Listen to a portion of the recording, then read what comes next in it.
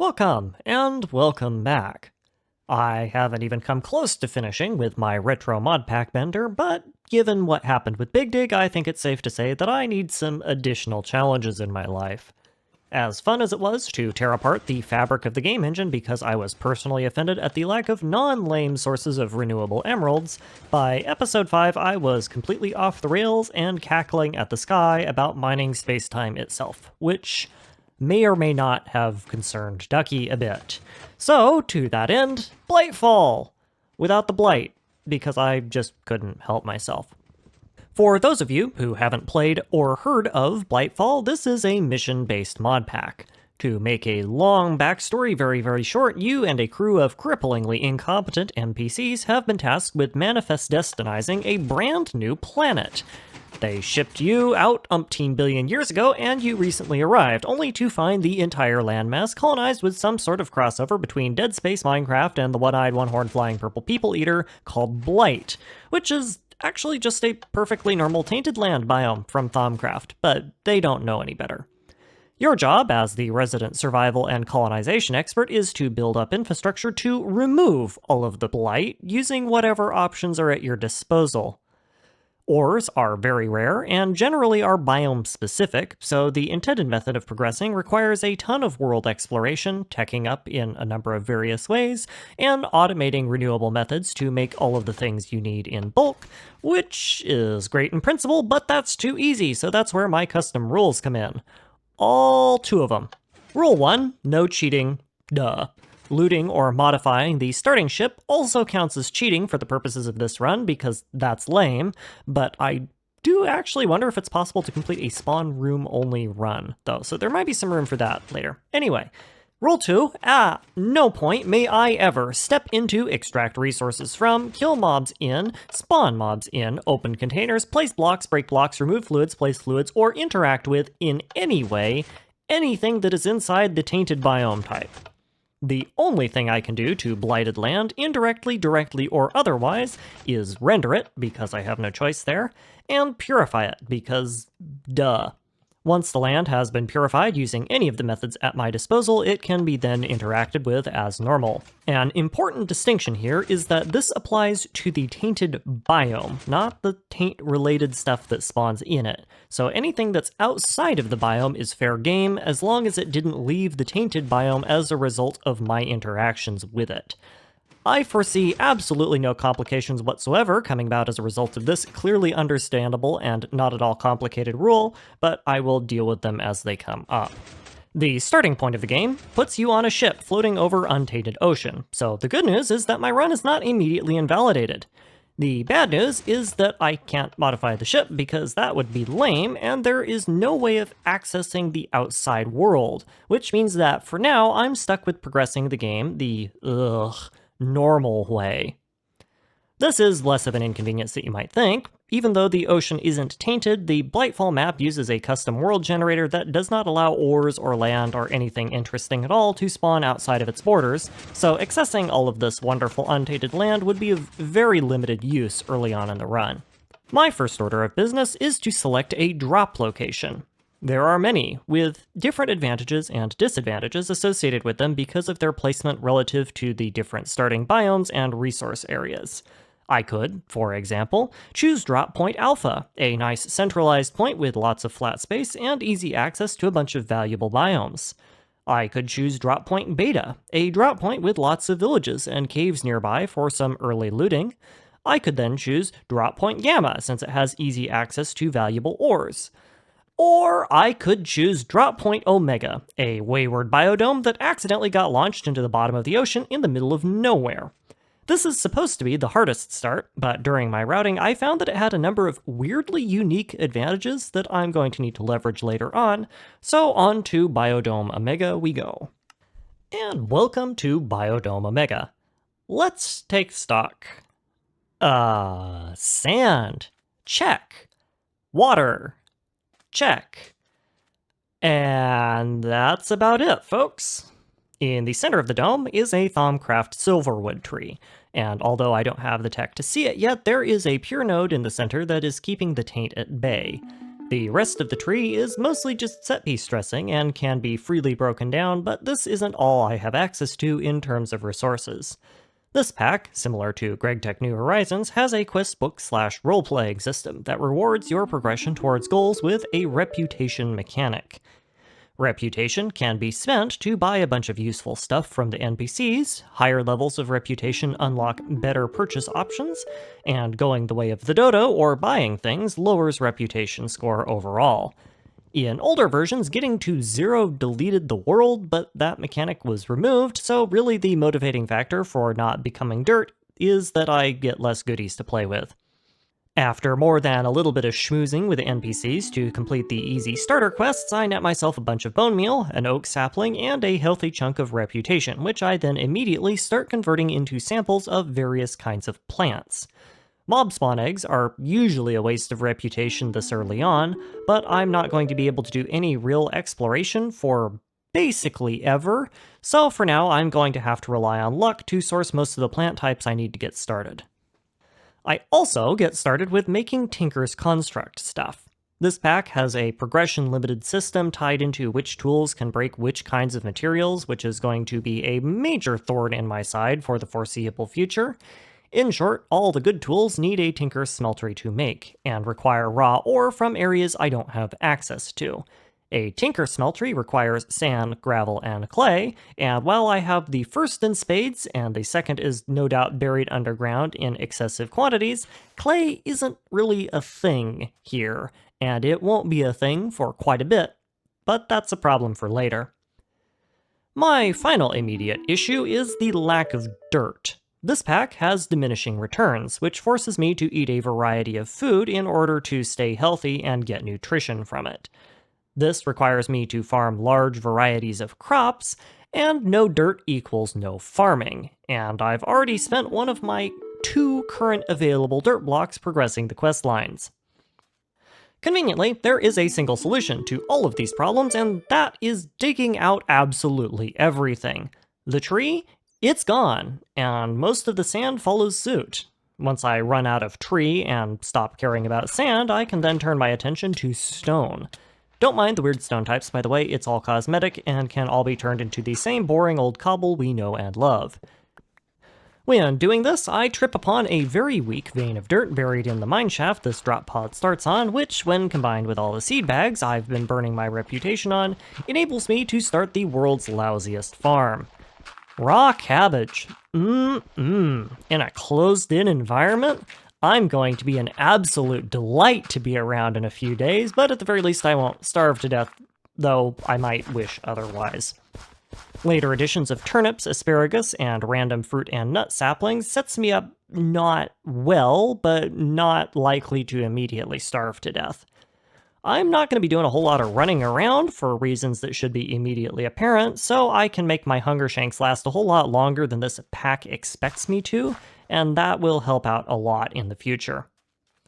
More important than all that, though, is that I got a silverwood sapling from my tree capitated, or should I say tree capacitored, it isn't, whatever, silverwood tree, which is something that is not particularly common.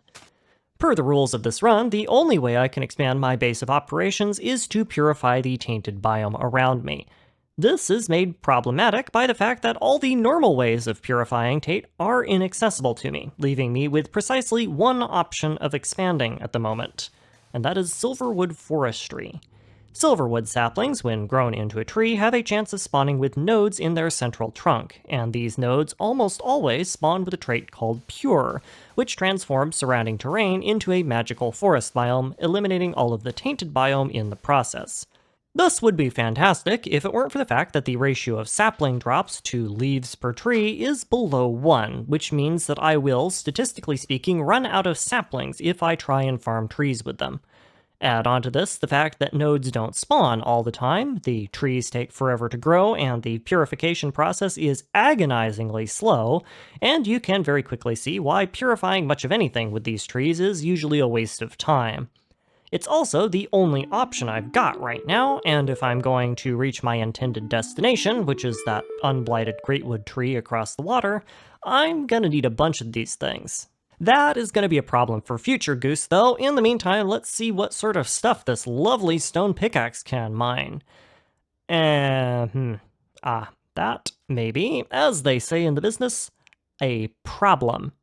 Stone-level tools can only mine stone, salt ore, and occasionally random other useless ore types.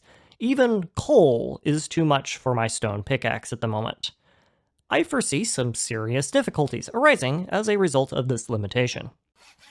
Conveniently, these difficulties can be microscopically mitigated by upgrading to flint, the next tier of mining tool. Gravel is not terribly difficult to locate underground, and I make sure to mine out every scrap of it I come across, so tool durability at least won't be a problem. This is accompanied by me continuing to fleece the NPCs out of every seed bag, sapling, and piece of junk in their cargo hold, which has netted me a little bit more variety in terms of crops, and most importantly, given me a single iron oreberry bush. The bushes are normally utterly flipping useless, but in this one particular instance, it gives me access to a source of iron without requiring that I first craft a copper tier pickaxe, so in the absolute worst case scenario, I will be able to tech up that way. It should go without saying that I do not prefer this alternative, but I've dealt with worse. Back to mining. More mining doesn't really help the situation much. The most valuable thing I find is a whopping 1 copper ore, which, while great in principle, is pretty much useless on its own. What it does net me is plenty of extra dirt for agricultural uses, flint for tool uses, and stone for taking up my inventory space uses, all while slowly allowing me to make my way down to bedrock. Meanwhile, my limited reserves of craftable food continue ticking down. My first crops have started growing in, which is keeping me barely afloat, and I have had some luck with catching squids that got caught on my dome, but I'm still pretty concerned about the long-term viability of my food supply. Unlike in New Horizons, diminishing returns in this pack works off the nutritional value of the food you eat. Raw crops are about as bad as it gets by this metric, and my inability to refine them into higher tier food means I can only eat each food about 5 times before it stops being useful. So each new seed type I get only puts off the inevitable by a very small margin. There isn't really a lot I can do about that right now, so I decide to keep pushing forward and downward. In the absolute worst case scenario, I can just buy some food from the NPCs. Once I hit what passes as the bedrock layer in this mod pack, I then start burning through all of my limited food reserves working on my next project, which is digging out a giant hole. Wow, this project seems a lot like the previous project. Anyway, giant is relative, considering I'm doing this by smashing sharp rocks against slightly less sharp rocks, and the hole is microscopic by any other volumetric measurement you care to name. I don't find much that's usable by doing this, but every scrap of ore helps, and I'm still waiting on a bunch of things before I can seriously make attempts at progressing my game state. Even though I'm not capable of making any direct progress on the taint problem, there's still a lot I can do to get prepared. Food production is obviously a priority, especially because it's so strongly dependent on Pam's harvest craft, and food needs a lot of space. Expanding outward isn't an option because taint, and expounding downward would take far too long because of how terrible my pickaxe is, which leaves the only viable option of going up. So I turn my attention to making a ladder system and getting myself some brand spanking new oceanic farm plots built up and ready for planting. I've stockpiled enough wood that I can even afford to spend some making good old-fashioned wood slab tree farming platforms. What can I say? When you play Skyblock as much as I do, every problem starts looking like Skyblock. During this time, my first silverwood sapling finally grows up and is kind enough to give me a pure node in the process. I can't break the tree down yet since half of it's still in the tainted land, but once it purifies the surrounding area, I will munch it to pieces and try to replicate the cycle further out, but I don't hold any great hope. The laws of statistics simply are not on my side for this project, and I'm going to need to look elsewhere if I want to do this sustainably. Half an hour of playing I Can't Believe It's Not Skyblock, and I can tinker upgrade to Mine Factory Reloaded Plastic, a material that has no particular great beneficial stats except for its ridiculous durability. I then turn my attention to my new silverwood tree. The area has been purified enough that if I do get another sapling drop, I should be able to retrieve it without venturing into the Forbidden Zone, and my weirdly strong in the early game Mine Factory reloaded plastic tinker tools make short work of it. Disappointingly, but also unsurprisingly, it does not drop another sapling, which means it's time to move on to Plan B. Enjoyers of the GregTech New Horizons run will remember that a couple of the earliest major progression milestones in that run took place when I was able to leverage the trading power of a Thaumcraft mob called a peck. Technically, pecks are hostile creatures, and they spawn in dark areas in a magical forest biome, but they aren't hostile unless attacked, and they have a kind of random gift-based trading system where they will exchange things for items that contain lucrum, the Thaumcraft aspect of greed. Also from Thaumcraft are Thaumcraft loot bags, which are drops from rare boss mobs that contain all manner of useful items, but most importantly for now, a bunch of them have lucrum in their composition. Silverwood trees in this pack tend to fight weirdly with the starting biodomes for some reason, probably tied into the fact that the biodome's taint-free zone are not actually maintained by the node in the center, and the end result of that infighting means that very little of the area inside the dome is actually magical forest at any given time. Fortunately for me, I got a second pure node very early on from my lucky sapling drop, and purifying the area outside the dome has no such problems, which allows me to carve out a very carefully shaped peck hunting pit from the surrounding stone. I'm only going to need one of each kind of peck, but they have a very low spawn rate, so realistically getting all three is going to take some time. Meanwhile, construction upstairs continues. In addition to pecks, loot bags afford me access to gold, which I can combine with apples and naturally spawned witches to theoretically cure zombie villagers. I've not had any luck at all farming any kind of hostile mob so far, and I theorize that this is because there's so much land around me that mobs can spawn in, which eat up the mob cap, but I don't really have any way of testing this or speeding this up, and I still have to have the mob farm for this to work, so I decide to build my usual fugly darkbox design up top and cross my fingers and pray. Some more time passes, and I discover that the whole hostile mobs don't really spawn issue is way bigger than I thought. In my routing tests, I manipulated the mob cap to accelerate spawn rates because I was more interested in proving that the routing would work than I was measuring if it was feasible. And this seems to have been a miscalculation on my part because hostile mobs may be technically able to spawn, but they sure as heck aren't inclined to. Out of desperation, I even made a 124 block tall pillar on top of the mob farm using spare wood to try and de-render all of the Thaumcraft mobs in the area, but this doesn't seem to have made any difference whatsoever. And for that matter, I don't even know if hostile Thaumcraft mobs can despawn naturally, which leaves me a little bit stuck in terms of how I want to progress. Fine then, Plan C. With no access to hostile mobs, progression in this game is going to get really annoying really quickly. It's not impossible, though, which means I keep going. Aluminum, copper, tin, iron, and essence ore berries are all valid drops from the seed loot bag loot tables, and with some rare saplings from the tree bag loot tables, I can get tools strong enough to mine all the way up to diamond tier, so with some good RNG, I can actually go quite a ways on the back of those loot bags alone.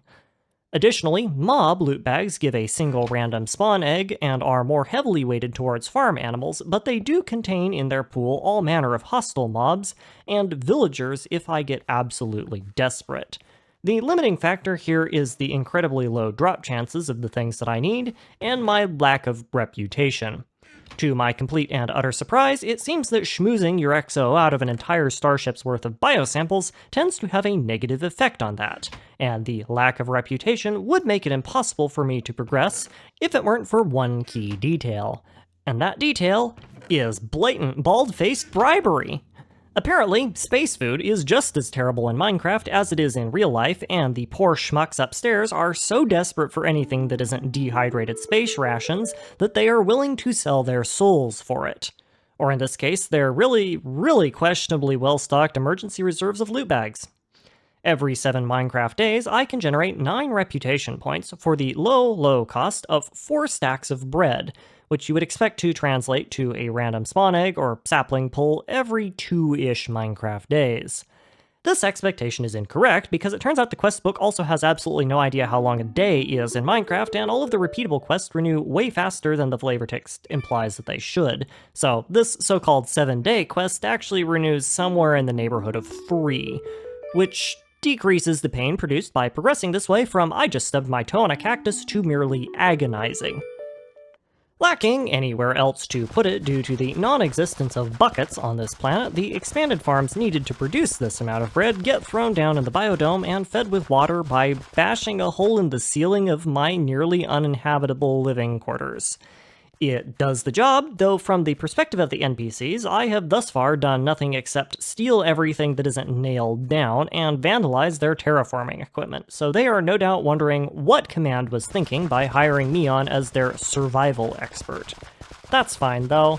I'm not the one who's going to need a multi-stage rocket-assisted enema after eating nothing but microplastic-laced barley bread for months straight, so we'll see who has the last laugh.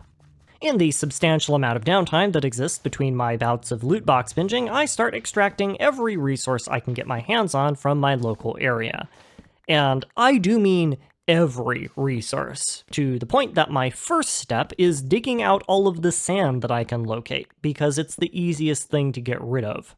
Having entirely excavated and leveled the interior of my biodome/cabbage fart box, I then turn my attention to mining it out. In this case, by running strips of clear space down the floor with 2 blocks between them to guarantee that I'm exposing every possible block of ore, no matter how small. Single block veins of ore are quite common in this mod pack, and I do not feel like taking chances. Well, I say that, and it is true, but really it's more that I just have nothing better to do.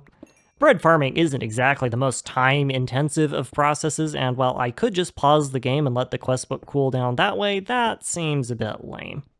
Things start looking up again when a couple of lucky sapling bags give me darkwood and fusewood saplings. Between the two, this means that the strongest mining level I have access to now jumps up to hard metal, without requiring me to spend any of my actual metal doing something so banal as making tools.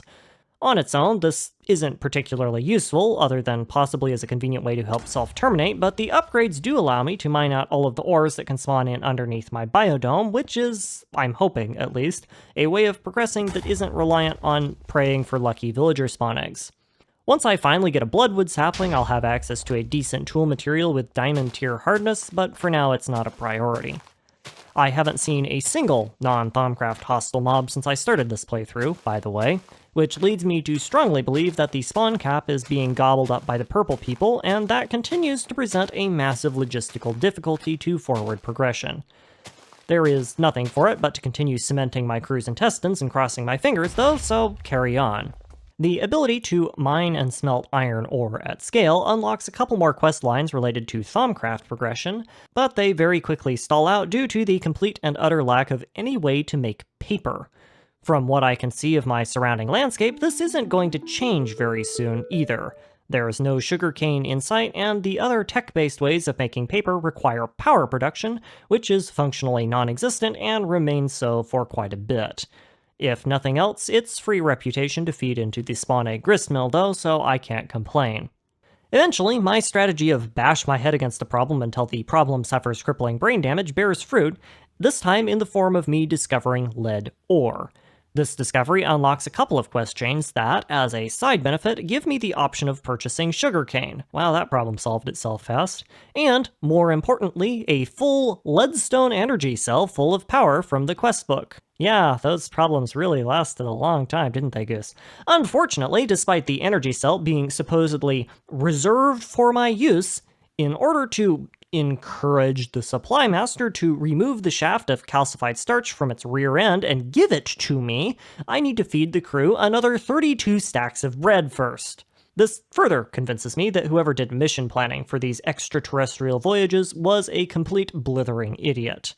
The bar for this was already so low that I would have had to break bedrock to see it, but even before you account for the fact that these dingbats can't even figure out how to transport seeds in stacks larger than 1, who in their right mind prepares for a remote extraterrestrial operation by charging up an unupgraded leadstone energy cell? You would unironically be better off shipping the raw materials. But hey, Energy is energy, and the atmosphere of this planet is apparently unconducive to using any non-reactor-based power system. Ooh, so I'll take what I can get. Many bread submission quests later, and my base has transformed from a supremely lousy farming outpost to a mostly lousy one. Let's take a tour. As before, we have my mob farm, which has, to date, not produced a single hostile mob. But next to it, oh, what's this? It's my animal cruelty box. I managed to roll duplicate chicken and sheep spawn eggs, and decided that I might end up needing some of their drops later. This is 1.7.10, and mob cramming isn't a thing yet. So I've been breeding them for multiple hours without stopping, and see no flaws with this plan whatsoever. Over here we have every single piece of ore I have access to contained in this one itty bitty little chest. It's not a lot, but I can now cram bread down most people's throats to buy ingots of pretty much everything I need by this point, so I'm not terribly concerned by this. Most importantly, hidden here in the corner is what I call the Constipation Station. 3 guesses as to what that's for. I also have this lovely sugarcane farm that I'm still trying to expand, which conveniently lets me use all of the space left over from the entire everything I ripped out of the ground to more agricultural ends. Wow, it's almost like I planned this or something. That's not the most important part, though. The most important part is that I've finally crammed enough ground barley into the quartermaster that they'll give me my contractually obligated noob trap, complete with just enough energy to start processing a bit of my ore. Huzzah! Welcome to the modern age. It only took literally a chest and a half of bread to get here. Who needs to mine diamonds when you could mine the ship's septic system? Good grief. My first machine is a pulverizer. For those of you who have been living under a rock for the better part of 10 years of Minecraft mod development, this is one of Thermal Expansion's answers to improved ore processing. It doubles the output of regular smelting by converting most ores into 2 dusts that can smelt into the ore's respective type of ingot, with a chance for secondary outputs dependent on what ore was pulverized. I have precisely 3 ferrous ore to my name, but proudly sport over 2 stacks of iron ore, which can produce ferrous as a byproduct, so this is my second pulverization target. My first target is actually wool, because wool makes string, and with string I can make books for Thaumcraft and fishing rods to keep myself entertained while waiting for my idiot crewmates to work off the carbohydrate coma. Once I get a bunch of iron dust and ferrous dust, I can then turn all of that into a machine called an induction smelter, which does a bunch of weird alloying recipes, but most importantly for me, lets me turn redstone flux and sand into slag. Normally this would be utterly useless, and it is actually intended to be a waste product, but there is a very special crafting recipe that uses slag, dirt, and water to create clay, meaning I can finally start doing things with Tinker's Construct. This would be great if, I actually cared about upgrading my tools, or if it made enough slag to scalably produce enough clay to do this. Yeah, I didn't really think this one through. That's fine though, clay is nice to have, but was not the end goal here. The end goal was the string. Having sustainable string production means blah blah blah blah books, blah blah Thaumonomicon, Thaumcraft research, and paper, and blah blah blah, all that Thaumcraft researchy junk. I have gold, and I have all the Technicolor shards that I'm going to need for a bit, so as long as I'm careful, I should be able to stretch this stuff out for a good long while. I even managed to get some ink sacs earlier on in the playthrough, so I don't have to play the Don't Drink the Purple Kool-Aid game with a squid to start doing some research. This particular line of tech expansion also has quests where I throw a bunch of random Thaumcraft junk at a stuffed-up NPC for bonus reputation, and then I get to play the oh-so-wonderful game of let's stare really intently at my navel, random junk in my chest for 30 minutes and call it engagement. Woo! I love Thaumcraft. I love this mod. Good lord, its progression mechanics suck major glass. In a brief 25-minute long loop-around project, I then proceed to look really intently at everything in my base. This very clearly is not going to be enough research, so I then take a trip up to my spawn ship, which is appropriately named the Jaded, by the way, and start scanning everything there too. The rules did say I couldn't steal, break, or place anything on the Jaded, after all. They said nothing about getting a real close look at things. This begs the obvious question. What am I going to research, aside from the usual starting efficiency boosts? Some branches of research are entirely useless, such as Thaumic Energistics and Apocrypha, because I do not have the resources to make any of them usable. Thaumic tinkering offers a bunch of potential dependency skips in the form of infused seeds, my beloved.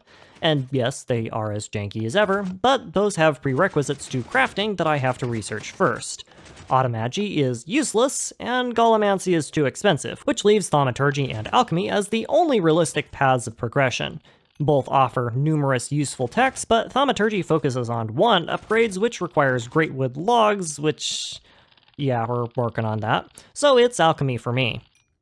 Alchemy, at the moment, is largely synonymous with material duplication, since the bulk of its usable tech revolves around unlocking new crucible crafting recipes, and that is okay with me. In a stroke of excellent luck, I discovered that in normal mod packs, every single recipe doesn't require 30 bajillion aspects to unlock, too, so I actually get quite a lot further along with my research than I otherwise would have anticipated, and I can now replicate all of the basic tech metals with the appropriate essentia types, do all of the replication and crafting recipes for non-metal resources, and have a smattering of other useful stuff. What I currently can't do, however, is expand my base yet, because a slew of different limitations stand between me and any sort of purification process. All of these tie back into the same fundamental fact. I need villagers. For reputation, not popularity. I get those two confused. For reputation management reasons, I'm not quite ready to turn all of my accumulated rep into spawn egg loot bags just yet. So while I continue my single-minded purge of any glucose-intolerant colonists from my future NPC colony, I need to turn my attention somewhere else. And that somewhere else ends up being investigating whether or not there's an easy way for me to generate metallum from renewable sources.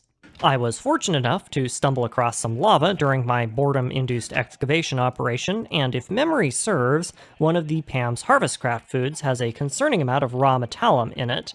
If I can find out which item that was, that means I should then be able to easily duplicate large quantities of copper, tin, and lead on the cheap, which should hopefully help with my problematically pathetic technology base. In this rare and exceptional case, my memory was correct. The item I was thinking of was marshmallows, which are crafted with an egg, a pile of sugar, a bit of water, and a non-consumed crafting catalyst in the form of a pot. Each marshmallow item contains 6 metallum, which translates to 2/3 of an ingot of iron, and they aren't just renewable, they're trivially easy to produce in bulk. Conveniently, with my lava and access to water, crucible crafting is also infinite, so we can probably see where this is going. As far as I'm concerned, this means I have carte blanche permission to spend as much iron as I want doing whatever I feel like, and that opens up a bunch more utility options for me with such novel technology as literally the entire Cooking for Blockheads mod, which takes all of those obnoxious fiddly Pam's Harvestcraft recipes and simplifies them into a convenient button press. This mod is perfectly designed for the bulk production of NPC butt glue and heavily enriched marshmallows, but it can also double as a faster way of making food for you to eat, I guess. The logistics of marshmallow-based technological revolution are going to need to wait until the next episode, however, as I am out of time for today. Thank you for your time. If you're interested in debasing yourself to the YouTube algorithm overlords, all the support options are available down below, and I hope you enjoyed.